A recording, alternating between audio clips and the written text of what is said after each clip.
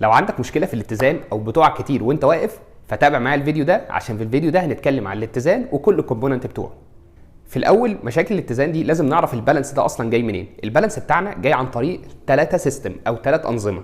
اول حاجه الاحساس، تاني حاجه الفيجن اللي هو النظر، وتالت حاجه اسمها فيستيبولار سيستم اللي هو ايه؟ اللي هو جهاز الاتزان بتاعي في الاذن الوسطى.